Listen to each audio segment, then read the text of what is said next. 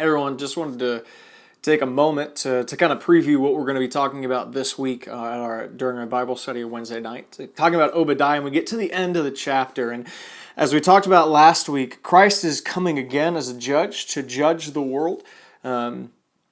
This week, we kind of get this sense of the reign of Christ and the fact that Christ is going to rule and reign forever. I want to ask you some questions. We're going to bring up some questions. I don't know how much any of us really ever talk about or think about eternity. I think in our minds we've got these preconceived notions and ideas of what eternity is going to be like. Streets of gold, big pearly gates that we walk through to get into heaven, and we're just going to be singing all of the time. But is that really what heaven is all about? What eternity is all about? Is that really what we're going to be doing the whole time in eternity? Is that primarily what characterizes eternity and what characterizes Christ's reign and forever?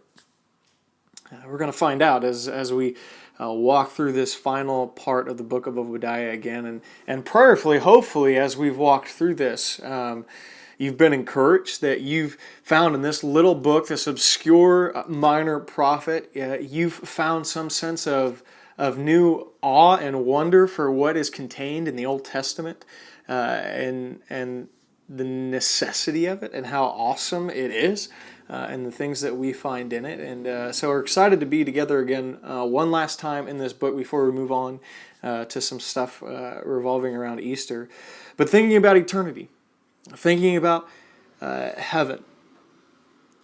We're excited to do that, thinking about what it means to be with Jesus forever and all the implications that has for our lives.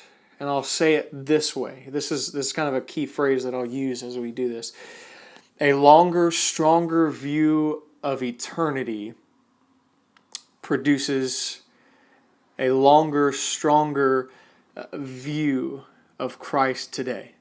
The better that we understand what it means to be with Christ and Him ruling and reigning in righteousness forever, the more it's going to influence our lives today, and the more it's going to change and impact our lives today. So hopefully you will take some time to join us as we walk through God's Word together, that we be encouraged to not only love God more, but also love our neighbors as well. So I hope you'll be there to join us.